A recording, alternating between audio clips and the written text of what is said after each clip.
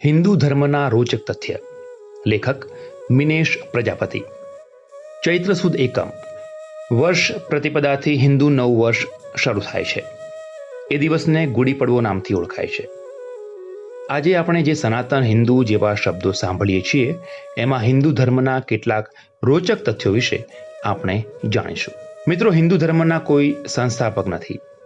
આ એક જીવન જીવવાની પદ્ધતિ છે જે જુદી જુદી સંસ્કૃતિ અને પરંપરાનું મિશ્રણ છે, જેના ગ્રંથ અને દર્શન પણ અનેક છે, જે વિકાસ અને પરિવર્તન સાથે બદલાતા રહે છે. હિન્દુ ધર્મમાં એક જ બ્રહ્મ માનવામાં આવે છે, જેના સ્વરૂપ અલગ અલગ છે, જેને દેવી દેવતાઓ કહેવાય છે. જેને જેમાં વિશ્વાસ હોય, આસ્થા હોય, તે તેમની પૂજા કરી શકે છે. હિન્દુ ધર્મમાં મુખ્ય 3 દેવતા માનવામાં આવે છે: બ્રહ્મા, વિષ્ણુ અને મહેશ. ક્રમશઃ સર્જન, પાલન અને સંહાર કરે છે, જે ત્રણેયમાં સંતુલન રાખવાનો મૂળ મંત્ર હિન્દુ ધર્મમાં છે. હિન્દુ ધર્મમાં સમય બાબતે પણ 4 યુગ માનવામાં આવે છે: એક સતયુગ, ત્રેતાયુગ, દ્વાપર યુગ અને કળયુગ. તમામ યુગમાં એક પ્રલય થાય છે, ત્યાર પછી નવા યુગની શરૂઆત થાય છે. એક યુગની લંબાઈ લાખો વર્ષ થાય છે. અત્યારે આપણે કળિયુગમાં જીવી રહ્યા છીએ. હિન્દુ ધર્મનું મુખ્ય લક્ષ્ય છે મોક્ષ પ્રાપ્તિ, જે જન્મ મરણના ચક્રમાંથી મુક્તિ મેળવવું એવું થાય છે. શરીરમાં એક આત્મા છે, જે શરીર બદલે છે, પરંતુ આત્મા અમર છે. આત્મા એ પરમાત્મા સાથે મિલન કરાવે છે, પરંતુ તે કર્મો આધારિત હોય છે. જે કર્મનું જેવું હોય તેવા તે મોક્ષ પ્રાપ્ત કરી શકે છે. હિન્દુ ધર્મની ભાષા સંસ્કૃત છે, જે સૌથી પ્રાચીન અને વૈજ્ઞાનિક છે. તે દેવોની વાણી પણ કહેવાય છે. તેમાં લખેલા તમામ મંત્રો ભગવાને જ લખેલા છે તેવું માનવામાં આવે છે.